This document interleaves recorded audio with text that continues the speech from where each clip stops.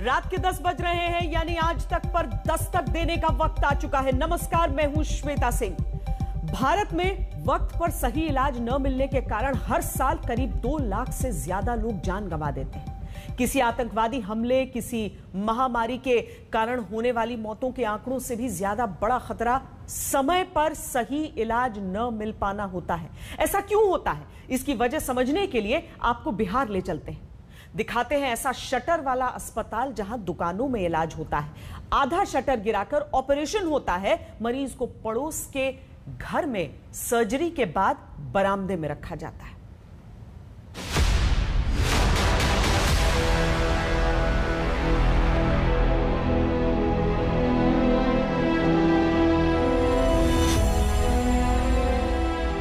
चंद घंटे की बारिश में दरभंगा के जिस सबसे बड़े सरकारी मेडिकल कॉलेज में पानी भरा, उसी अस्पताल से जब खबर आई कि 48 घंटे में 4 बच्चों ने दम तोड़ दिया और 4 बच्चों में एक मृतक कोरोना पॉजिटिव मिला, चिंता होने लगी कि कहीं कोरोना ने बच्चों के ऊपर अटैक तो नहीं शुरू कर दिया। तो दरभंगा मेडिकल कॉलेज के प्रिंसिपल जो वजह बच्चों की मौत के पीछे बताते हैं, उसे सुनना जरूरी हो जाता है। सारे बच्चे जो थे वो खून की कमी थी, निमोनिया हो गया था, सेप्टिसीमिया हो गया था, क्योंकि इतना लंबा टाइम तक वो बाहर घूमते रहे, इलाज कराते रहे, जैसे भी कराते रहे, तो उनका कहीं प्रॉपर एक जगह रह के इलाज नहीं हुआ। तो जब लास्ट मोमेंट में जब बच्चा सीरियस होता है, तब तो चलिएगा DMCH। तो क्या सच यही है कि वक्त पर सही इलाज न मिलने के कारण आम आदमी और बच्चे जान गंवा देते हैं? इस बात की जमीनी हकीकत आप जान सके, इसलिए दरभंगा से 80 किलोमीटर दूर सहरसा से संवाददाता रोहित सिंह की ग्राउंड रिपोर्ट देखिए। जहां शटर खुलता है तो अस्पताल चलता है, शटर खुलता है तो इलाज होता है। आधा शटर गिराकर ऑपरेशन किया जाता है, जहां मरीज को ऑपरेशन के बाद पड़ोसी के घर रखा जाता है। जहां आधी रात जरूरत पड़ जाए तो अस्पताल के बगल की पड़ोसी ही शुरुआती इलाज कर देती है।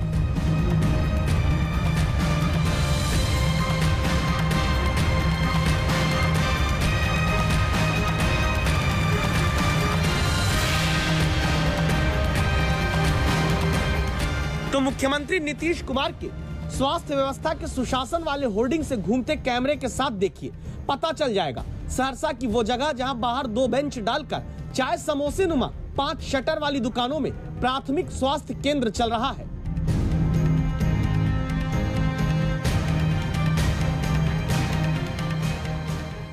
आज आपको जो हम दिखाने जा रहे हैं वो है एक शटर वाला अस्पताल। इस वक्त हम सहरसा ज़िले के बनमा इटहरी प्रखंड में मौजूद हैं और मेरे पीछे जो आप ये 5 दुकानें देख रहे हैं, दरअसल ये 5 दुकानें जो है, इन्हीं दुकानों में जो है बनमा इटहरी प्रखंड का प्राथमिक स्वास्थ्य केंद्र जो है वो चलता है। देखिए किस तरीके से शटर उठाया जाएगा और अंदर जो आपको देखने को मिलेगा वो हैरान कर देगा। इन 5 दुकानों में, जो कि बाजार समिति की दुकानें हैं, बताया जा रहा है कि 10 साल पहले बन के ये सब तैयार हुआ था, लेकिन बाजार दुकानें इसमें नहीं खुली। इसमें खुला क्या, इसमें अस्पताल खुले। पहली शटर वाली दुकान में रोगी का पंजीकरण होता है, दूसरी शटर वाली दुकान में दवा देने का काम, तीसरी शटर वाली दुकान को सर्जरी का कमरा कहते हैं, चौथी शटर वाली दुकान में वैक्सीन रखी और लगाई जाती है, और 5वें शटर के भीतर बैठे डॉक्टर आधा शटर गिराकर यहीं पर ऑपरेशन भी कर देते हैं। जैसे ऑपरेशन हुआ फिर इसको हटा दिया जाता है बाहर, फिर यहाँ बेंच लगा करके फिर जो इसको शटर को हाफ गिरा करके तब जो है ना एक पर्दा लगा दिया जाता है। फिर उसी कर देते हैं यहीं पे। यहीं हम नहीं करते हैं, जो भी प्रभारी सर आते हैं तो करते हैं, यहीं पर करते हैं। सब यहीं हो जाता है, यहीं पर ऑपरेशन किया जाता है। और उसके बाद दूसरे के यहाँ अनिल, एक हैं अनिल मोदी, उनके घर में रखा जाता है।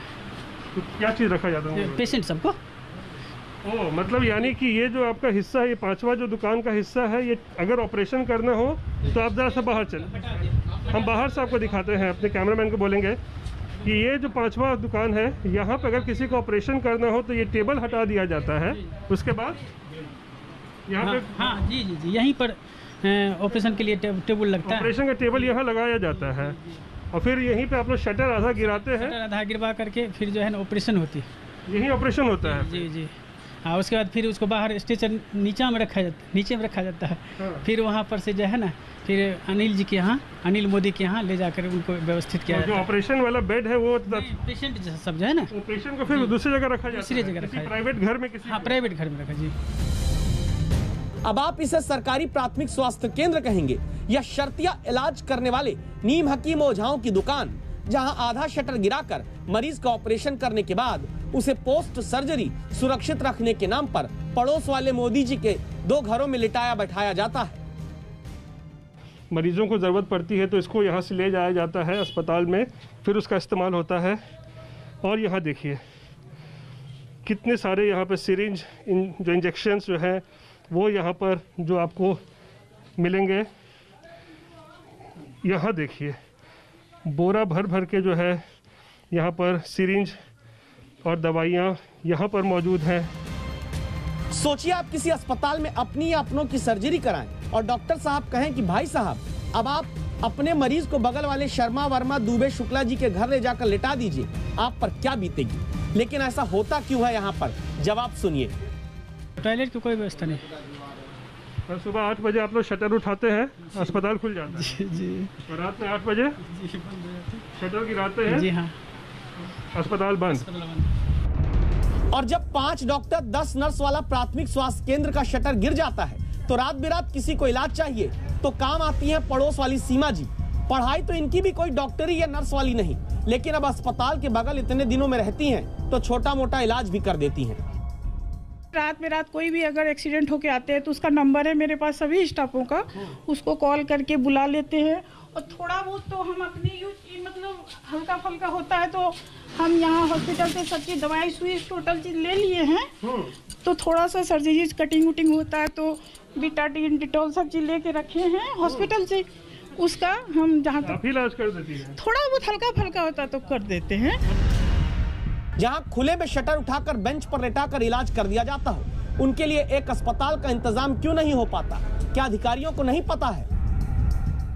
यहाँ पर वैसे डीएम साहब भी आए, सिविल सर्जन साहब आए, एसडीएम साहब, सब लिख करके जाते हैं कि हम कहाँ बनाएंगे कहाँ नहीं। कभी यहाँ बोलते हैं कि इसके पीछे में एक ज़मीन है वहाँ बोलते हैं, कभी बोलते हैं बनवा एक गांव है उसके बगल में बोलते हैं, लेकिन अभी तक कुछ नहीं कर रहे हैं। ऐसे शटर वाले अस्पतालों के भरोसे छोड़ दिया गया आम आदमी वक्त पर ही सही इलाज न मिलने के कारण सहरसा से पटना तक और पटना से दिल्ली तक दौड़ता है, कर्ज लेकर इलाज भी कराता है, अपनों की जिंदगी भी नहीं बचा पाता है। रोहित सिंह, सहरसा आज तक। मुमकिन है कि ये जितनी चौंकाने वाली जगह लग रही है वहां के लोगों के लिए इकलौता सहारा भी हो। व्यवस्था आखिर क्यों नहीं ऐसे अस्पताल वहां पर बना सकती कि इस तरह की जुगाड़ की आवश्यकता न पड़े। अब बारी महंगाई के उस वायरस के खिलाफ दस्तक देने की है जो लगातार आम इंसान को सता रहा है। मई महीने में ही तेल के दाम 16 बार बढ़ गए, गाड़ी का तेल भी महंगा हो रहा है, कड़ाही में डालने वाला तेल भी महंगाई से खौल रहा है। कोरोना में जब आम लोगों के काम धाम पर असर हुआ है, लॉकडाउन में जब रोजगार वेतन पर संकट आया है, तब सरकार महंगाई पर चिंता करती नहीं दिखती। एक दौर था जब महंगाई डायन खाए जाती बोलकर राजनीति होती थी, तो अब क्या महंगाई डायन भाए जात है? नमस्कार। पेट्रोल डीजल की बढ़ती कीमतों से घबराना नहीं है, इसका भी वही बचाव है जो कोविड का है। घर में रहें, स्वस्थ रहें, मस्त रहें। सरकार को आपकी बहुत चिंता है। महंगाई एक बीमारी है, इससे बचें। खाना कम खाएं, कपड़े फटे पुराने पहने और हो सके तो कहीं पर भी पैदल ही जाएं। ईंधन वाले वाहनों का प्रयोग ना करें। ध्यान रहे, हमें महंगाई से लड़ना है, सरकार से नहीं। महंगाई का दर्द जब हद से गुजरने लगा तो आम आदमी ने महंगाई को ही आत्मा की तरह अजर अमर मान कर स्वीकार कर लिया। ऐसे वक्त में पहली तारीख की सैलरी आने से पहले मई महीने के आखिरी दिन मिलाकर 16 बार तेल के दाम बढ़े तो जनता ही कहने लगी, तेल मत देखो, तेल की धार भी मत देखो, देखो तो बस तेल के दामों में रफ्तार देखो। क्योंकि देश के 726 जिलों में से 126 जिले में पेट्रोल की कीमत 100 रुपए के नोट के पार है। मई के 31 दिन में हर दूसरे दिन पेट्रोल डीजल के दाम में महंगाई की माचिस छुआई गई। 31 दिन में से 16 दिन ऐसे रहे जब तेल के दाम बढ़े, एक दिन भी ऐसा नहीं आया जब दाम 4 पैसे भी घटे हो। और तब जनता का सवाल है, हर सरकार से। लॉकडाउन में जब सैलरी कटी है, घटी है, जब रोजगार पर आफत बटी है, तो तेल के दामों वाला अत्याचार क्यों है? पेट्रोल की कीमतों के तो दाम काफ़ी चढ़ ही रहे हैं, बहुत ज़्यादा, कोई गुंजाइश नहीं। हमारी सैलरी में तो कुछ बढ़ता है नहीं, लेकिन जो रोज़ ज़रूरत की चीज़ें है उस पर जो बढ़ता हो रहा है उससे तो आम आदमी का जीना ही एकदम मुश्किल हो जा रहा है। तो बस सरकार से एक ही निवेदन है कि ये जो चीज़ें बढ़ रही है इस पे थोड़ा गौर करके इसको नीचे लाए, ताकि आम जनता जो है वो अपने ज़रूरत की चीज़ें पूरी कर सके। पेट्रोल तो हर किसी की ज़रूरत है, कहीं भी जाना है तो पेट्रोल से ही जाना होगा, क्योंकि आजकल प्राइवेट वाहन चल नहीं रहे हैं, जो कमर्शियल वाहन है तो अपना पेट्रोल डलवाना पड़ता है और पेट्रोल 103 रुपये से ऊपर निकल गया है। अब आप समझ सकते हैं एक आम आदमी को कितनी परेशानी हो रही होगी। रेट दिन पे दिन बढ़ रहा है लगातार। एक टाइम पे सोचा गया था कि पेट्रोल वापस 60-70 रुपये जाएगा, लेकिन वो बढ़ता ही जा रहा है, नॉन स्टॉप बढ़ रहा है। बच्चे की पेंसिल से लेकर पानी की बोतल तक, लॉलीपॉप से लेकर घर के फ्रिज, टीवी तक, हर चीज में टैक्स भरने वाले ये वो आम आदमी हैं जिन्हें तेल की महंगाई आर्थिक रूप से और कमजोर ही करती है। क्योंकि जब इसी साल आई ऑक्सफैम की रिपोर्ट ने यह बताया कि पहले लॉकडाउन के दौरान भारत के अरबपतियों की संपत्ति में करीब 35% का इजाफा हुआ है, जबकि पहले लॉकडाउन में ही 84% परिवारों की आमदनी घटी। और तब दूसरा लॉकडाउन आने के बाद आमदनी तो बढ़ती नहीं दिखी, लेकिन तेल की महंगाई का वार लगातार बढ़ता गया। सवाल उठता है कि तेल के दाम क्यों बढ़े?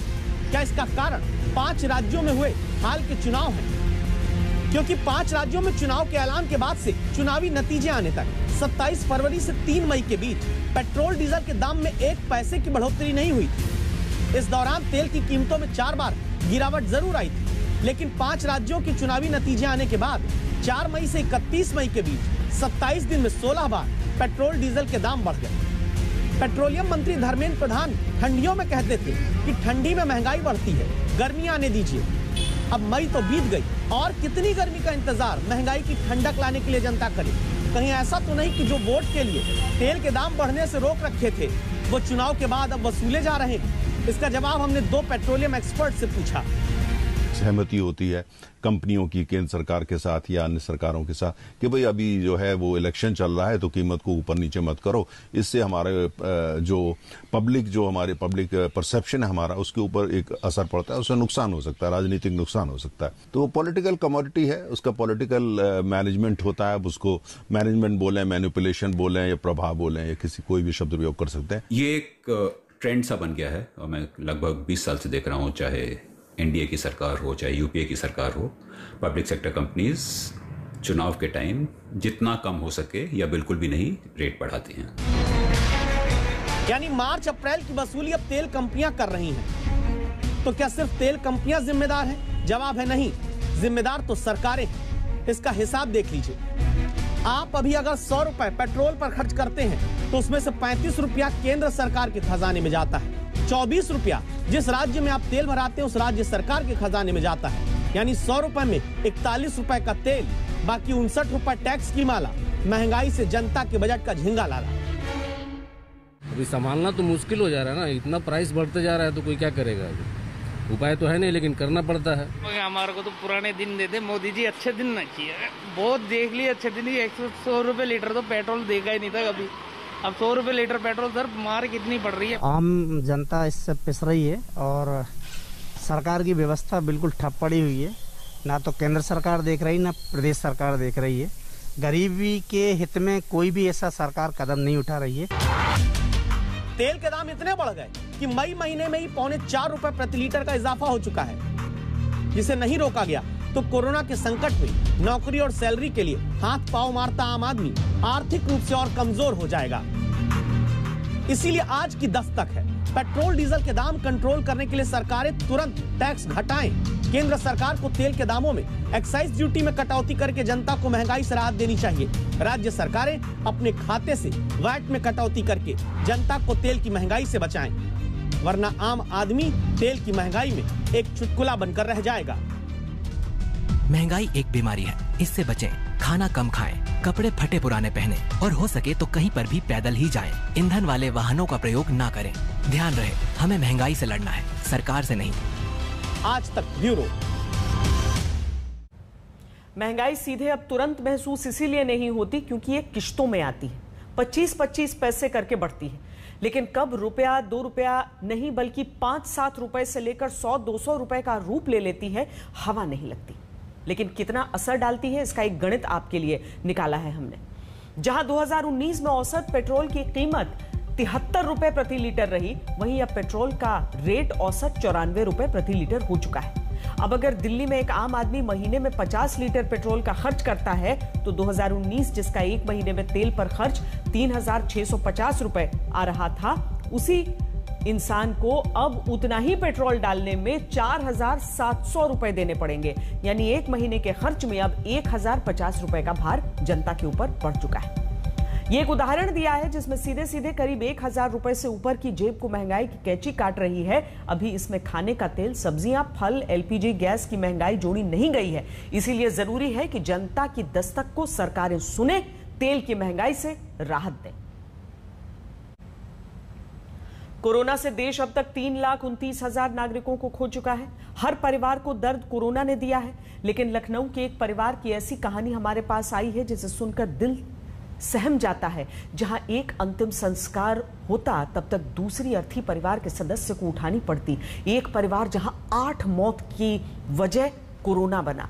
महामारी ने परिवार को रुलाया, लेकिन अब तक प्रशासन की तरफ से इस परिवार को कोई मदद नहीं मिली। पापा से क्या मंगाती थी? कोई चॉकलेट मंगाती थी, पर वो कुछ और नहीं लाते थे। पापा हॉस्पिटल में थे तब बात किया था तुमने? हाँ, क्या बोली? पर मुझे कुछ पता नहीं रहता है।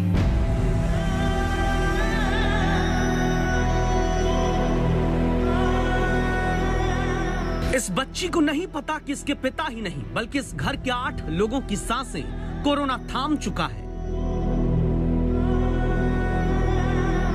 जब कोई कोरोना से जान गंवाते नागरिकों के देश में पॉजिटिविटी की बातें करे तो उस राजनीति को इस बच्ची का चेहरा दिखाकर बात करने को कहिएगा, जो अपनी जिम्मेदारी से बचने के लिए बहाने बनाते हैं। दिखा दीजिए उन्हें लखनऊ के इस परिवार की कहानी जहां 8 लोगों ने जान गंवाई है कोरोना से।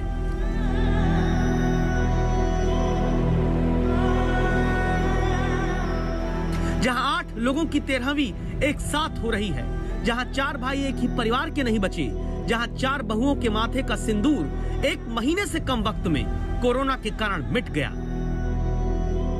कोरोना ने अपने इस दौर में बहुत ही कहर बरपाया, लेकिन हम जिस परिवार में हैं, ये लखनऊ के इमलियापुरवा गांव की कहानी है।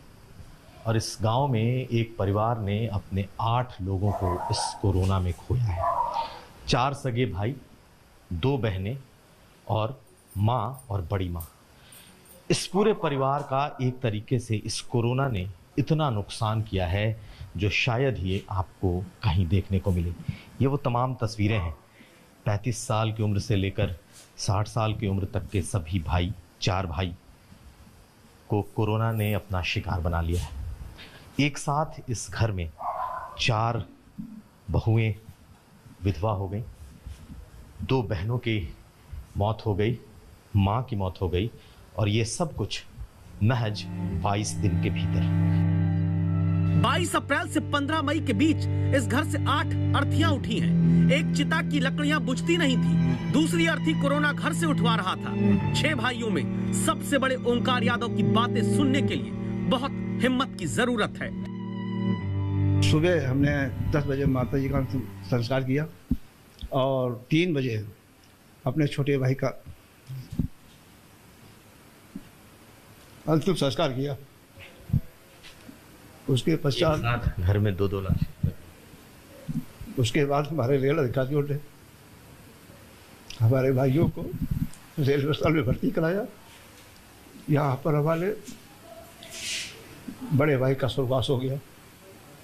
उसके पश्चात सबसे बड़े भैया रेल अस्पताल में ख़त्म हुए। मेरा छोटा भाई ठीक हो गया था, 20 दिन जीवित रहा, लेकिन रेलवे के डॉक्टरों की लापरवाही से हमारे छोटे भाई की मौत हुई। 20 दिन के बाद मेरा छोटा भाई भी ख़त्म हो गया और बड़े भैया की मृत्यु सुनकर मेरी बड़ी अम्मा भी स्वर्गवास हो गया। हमसे 2 छोटी बहनें थीं वो भी जब बीमार हुई तो अपने घर चली गई और घर जाकर वो भी खत्म हो गई। महामारी ने जैसे इस घर में बसेरा कर दिया था। ये परिवार 25 दिनों में हर दूसरे तीसरे दिन टूटता था, लेकिन अपने पतियों को खोती जा रही घर की बहुएं हिम्मत दिखाती थी ताकि बाकी लोगों की ताकत न टूटे। किसी भाई को बताते नहीं गए, सारे भाई एक भाई को पूछते रहे, हमको दूसरे हॉस्पिटल में ट्रांसफर हो गए। ये मैं आश्वासन देता रहा और उनको बताया नहीं। मेरे घर की जो विधवा थी बेरांगना जैसे लड़ती रही, जैसे ही कोई खत्म होता था वो अपने पति को लेकर बाहर निकल जाती थी। कोई भी किसी से बताया नहीं। ये मेरे घर का उसमें पोजीशन थी कि मेरे घर की औरतों ने बहुत हिम्मत का काम किया। हम ये कहानी आज इस परिवार के दर्द के लिए आपको नहीं दिखा रहे हैं, हम बता रहे हैं उस परिवार का धैर्य और साहस जिसने सबसे मुश्किल वक्त में भी एक एक करके दम तोड़ते 8 लोगों के बीच परिवार को संभाला है। लेकिन न तब और न अब स्वास्थ्य सुविधाओं समेत कोई प्रशासनिक मदद इस दरवाजे की चौखट तक नहीं पहुंची। मुआवजा कुछ सहयोग राशि कुछ अभी तक सरकार की तरफ से मिला या नहीं मिला? नहीं, सरकार के द्वारा तो कोई ना मुआवजा मिला है, ना कोई आश्वासन मिला है और ना ही कोई अधिकारी यहाँ तक नहीं आया। हमने पूछा, हमारे चाचा है वो भी, आधा गांव यहाँ पर पॉजिटिव था। सभी लोग घर में ही अपने इलाज कराते रहे, जड़ी बूटी का इलाज करते रहे, झोरा छाप डॉक्टर इलाज करते रहे, लेकिन हॉस्पिटल कोई नहीं गया। जब ये मौतें हुई तो सभी असमंजस में पड़ गए, हॉस्पिटल नहीं जाना है। और हमारे चाचा थे, हमारे चाचा लड़का था, सभी पॉजिटिव थे। हमारे घर में 5 लोग पॉजिटिव थे जो मैंने प्राइवेट इलाज कराया है और उनकी लोगों दवा प्राइवेट लाए हैं, लेकिन प्रशासनिक अधिकारी कर्मचारी कोई नहीं है। शायद ही कभी ऐसा सुना हो कि एक घर में 8 लोगों की तेरहवीं एक साथ हो रही हो। हम लखनऊ के पास इमलिया पुरवा के इस गांव में हैं, यादव परिवार, और इन 4 भाई, माँ, 2 बहनें और बड़ी माँ, सबकी आज तेरही है इस घर में और पूरा परिवार इस वक्त पूरी तरीके से बिखर चुका है। हम तो यही सोच रहे थे कि ये भाई खत्म हुआ दूसरा बच जाए, ये खत्म हुआ चलो छोड़ो अब ये बच जाए। एक अंत तक सभी खत्म हो गए, कोई नहीं बचा, सभी खत्म हो गए, सब कुछ बर्बाद हो गया, हमारा घर तबाह हो गया, सब कुछ मिट गया। हम अकेला बचा हूँ, एक छोटा भाई है। अब ये हम 4-6 परिवार कैसे संभाल लेंगे ये मैं खुद नहीं जानता हूँ। वोट लेने घर घर आने वाली राजनीति के पांव अब तक इस घर में मदद पहुंचने के नाम पर क्यों ठिठके हुए हैं? जिन सरकारों का चरित्र ही जन कल्याण होता है, उन्हें क्यों नहीं ये परिवार अब तक दिखता? प्रशासन की दर्जन भर योजनाएं जो कागज में लिखी होती हैं, वो आखिर क्यों इस परिवार तक नहीं पहुंचती हैं? इन सवालों का जवाब देते हुए आप दस्तक दीजिए ताकि कोरोना से 8 मौतों का सामने करने वाला एक परिवार अब जिंदगी में आगे परास्त ना हो। कुमार अभिषेक, लखनऊ, आज तक। वैक्सीन को लेकर देश भर में मारामारी है, लेकिन देश में कई हिस्से ऐसे भी हैं जहां लोग वैक्सीन लगवाने से साफ इनकार कर रहे हैं। पूरी रिपोर्ट दस्तक के अगले हिस्से में। आप देखते रहिए आज तक।